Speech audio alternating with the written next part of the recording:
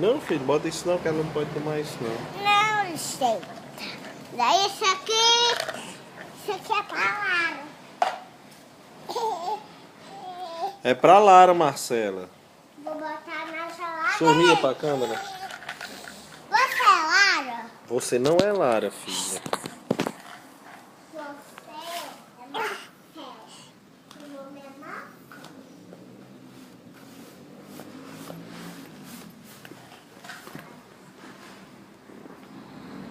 Arthur, aí por esse portão entre os caminhões, é os carros? Os carros. Esse daqui é pai, tem caminhão. Tem. Quer que você não prestar casa entrar aqui? Não cabe, filho. Hã? Você não cabe. Eu abro. Pai, esse portão só tá caindo. Portão.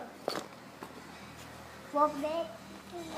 Quer na lata mesmo? Cerveja?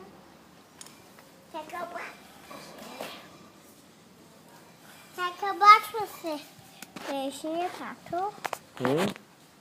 Vou abrir a cerveja. Dá aí coisa aí. Coisa aí. Quem era que tava bebendo no dia do jogo do Brasil? Era a Duda tava lá. Lá não tinha cerveja. Não tinha? Mas quem era que queria beber? A mãe dela não queria. Cadê o copinho que eu trouxe? Botar mais Marcela. cerveja. A hora pra ler. Cuidado. Botar o gelinho. Marcela. Botar o gelo. Não pode. Você sabe que não pode. Você não sabe que não pode. Não, a cerveja não. De jeito nenhum, a cerveja. Não vou abrir aqui.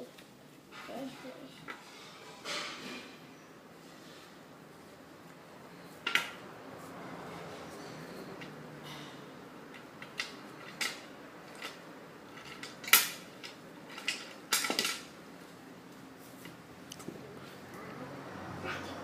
Olha aí, Arthur.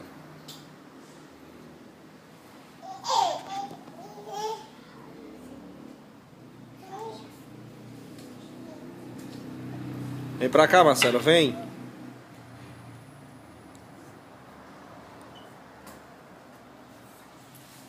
Vou pegar o pau, né? Ela queria pegar esse copo. Hã? Ela queria pegar esse copo aí, ó.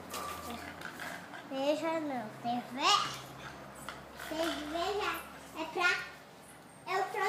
Eu comprei cerveja de criança, pai. E existe? Eu já tinha lá. E ela tava bebendo seu junho, como era a história?